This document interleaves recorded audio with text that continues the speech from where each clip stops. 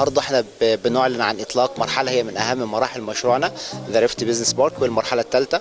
الحمد لله في خلال 6 شهور ونص انتهينا من المرحله الاولى والمرحله الثانيه بارقام فاقت كل التوقعات العاملين بالسوق العقاري، اللي بنامل بيها ان شاء الله ان احنا نكون قيمه مضافه في تحسين السوق العقاري المصري، وجعلوا صناعه مهمه جدا لمساعده دولتنا بشكل كبير. احنا عندنا ايمان ويقين ان بلدنا فيها فرص عظيمه جدا من الاستثمار العقاري، فرص ومع معادل الجنيه والدولار والكلام ده، فإن احنا كنا قبل كده فرصه كبيره، والنهارده فرصه اكبر واكبر. تشرفنا بالتعاون مع شركه LUD والرابو جروب في مشروع ذا ريفت بزنس بارك، ان احنا هنكون بنساعدهم في عمليه التسويق المحلي والدولي للمشروع.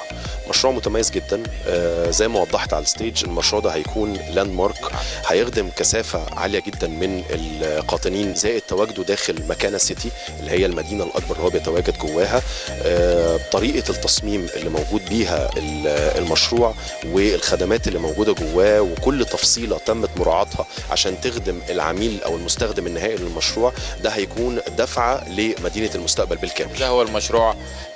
لما جينا نفكر فيه في الاول كنا عايزين نعمل حاجه ليها علاقه بالارض وطبيعه الارض، وجات لنا الفكره ان احنا نعمل زي شق في الارض عباره عن ميه بطول المشروع كله، بحيره كبيره. وتخيلنا ان كل المباني اللي حوالين المشروع حوالين الشق ده هي كلها بتتاثر بالشق ده. يعني الحقيقه الفريق العمل اللي شغالين معايا في الشركه فكروا كتير عشان يوصلوا فعلا لحاجه متميزه، وكل واحد فيهم كان بيفكر يعني ايه الحاجات اللي تخلي فعلا شكل المشروع متجانس ومتناغم كده مع بعضه. يعني التنوع اللي موجود اللي بيقدم السيرفيس لكل المناطق اللي حواليها وللمدينه نفسها، لان 11,000 فدان مساحه المستقبل سيتي دي مساحه ضخمه جدا. يعني هي بتتنفذ، هي بقى لها دلوقتي النهارده 5 أو 6 سنين وما زالت ما وصلتش ل 50% من حجم التنميه الموجود، وبالتالي فلا هي سوق واعد جدا. هي تعتبر يعني مش عايز اقول مدينه صغيره. نصيحه اللي في الاستثمار العقاري وهو انك تحط فلوسك في العقار، دي اهم نقطه، وهي دي الحاجه اللي تقدر انها تحافظ على الفلوس في ظل التقلبات اللي موجوده فيها، افضل من الذهب والدولار وافضل من اي شيء.